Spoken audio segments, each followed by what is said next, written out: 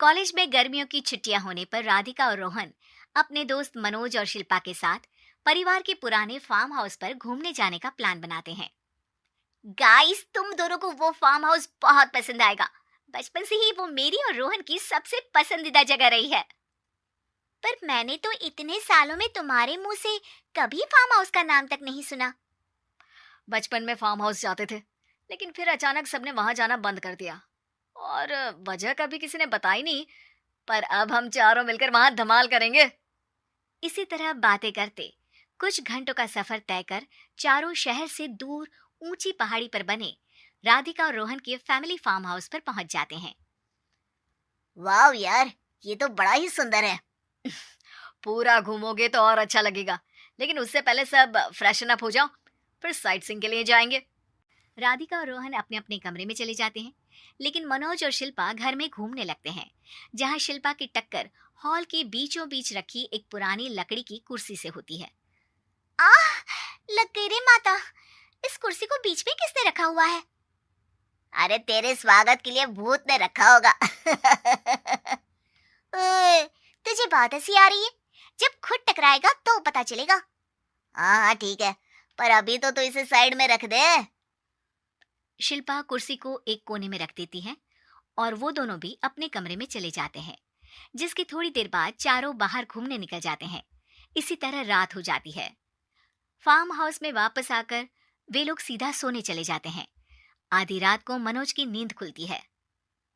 बड़ी तेज प्यास लगी है, पानी साथ लेकर सोना चाहिए था। हाँ, अब रसोई तक जाना पड़ेगा।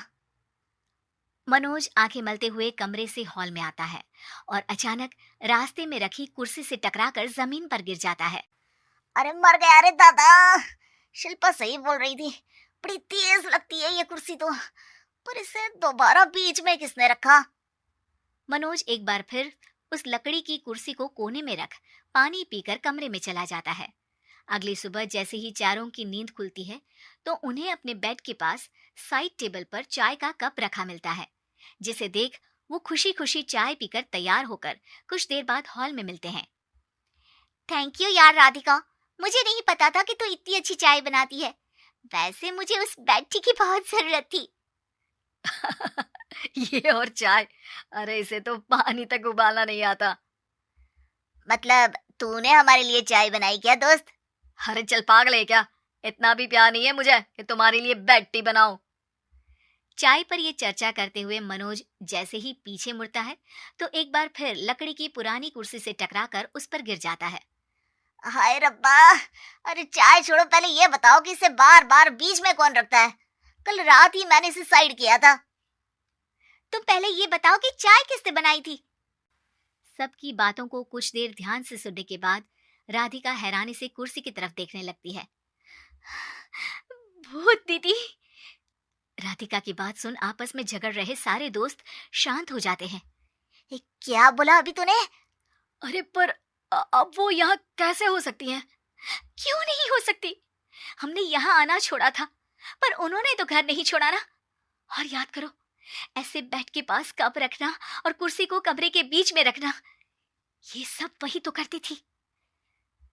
ये तुम दोनों किसकी बात कर रहे हो?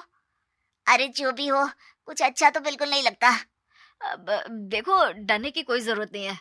वो सालों से इस घर में रहने वाली भूत दीदी है।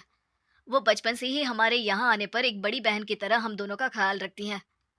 ओए, पगला गया है क्या? शिल्पा, मुझे यहाँ नहीं रहना, तू भी मेरे साथ ही चल। ये दोनों तो पागल हो गए हैं। जहां मनोज डर से वापस जाने की बात कर रहा होता है, वहीं शिल्पा अपने फोन में बिजी होती है। क्या तुम्हें यहाँ की सिचुएशन समझ में नहीं आ रही जो फोन में लगी हो? जिसे जो करना है करो, मैं तो जा रहा हूँ। मनोज हड़बड़ाहट में अपने कमरे की तरफ जाता है, जिसके साथ राधिका और मोहन भी उसे रोकने के लिए पीछे पीछे जाते हैं। लेकिन शिल्पा, वो तो अभी भी फोन में लगी रहती है। कुछ देर बाद जब वो तीनों दोबारा हॉल में वापस आते हैं तो शिल्पा को सबके पैक्ड बैग्स के साथ देखकर हैरान रह जाते हैं। ये सब क्या है शिल्पा?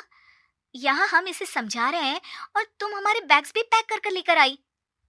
अरे आखिर में फोन से बाहर निकलकर कुछ किया तो सही इसने। दोस्तों देखो, कल से हम यहाँ हैं। भूत दीदी ने कुछ किया नहीं ना? फिर डर क्यों रहे हो? 4 दिन और रुकोगे तो पता चलेगा कि क्या होगा। मतलब? इस पर शिल्पा उन तीनों को फार्म हाउस से बाहर लाकर फोन में पुरानी न्यूज का आर्टिकल दिखाती है। सालों पहले यहाँ रह रही औरत ने अपने दोनों बच्चों को सुबह सुबह दूध में जहर पिलाकर मार दिया और फिर हॉल में उस कुर्सी पर खड़े होकर खुद भी फांसी लगा ली थी। तुम्हारी बातों से मुझे इस केस की याद आ गई। गूगल किया तो पता चला कि ये वही फार्म हाउस है। अभी भी यहाँ रहना चाहते हो, जिससे कुछ दिनों में वो सबको थोड़ा थोड़ा जहर देकर मार दे? अरे पर ये दोनों तो बचपन से यहाँ आ रहे हैं, फिर इन्हें अभी तक कुछ क्यों नहीं हुआ? वो तो पापा बताते हैं कि हम आते थे। हाँ, और मुझे भी एक बार का ही याद है। वाह, और कहानियां तो ऐसे सुना रहे थे जैसे सदियों से यहीं रहते हो। तीनों ये बात कर ही रहे होते हैं कि अचानक फार्म हाउस में से एक आवाज सुनाई देती है। मैं यहाँ किसी को जिंदा नहीं रहने दूंगी, किसी को नहीं। बस ये सुनने की देर ही होती है कि चारों डर से कांपते हुए तुरंत कार में बैठकर वहां से भाग जाते हैं।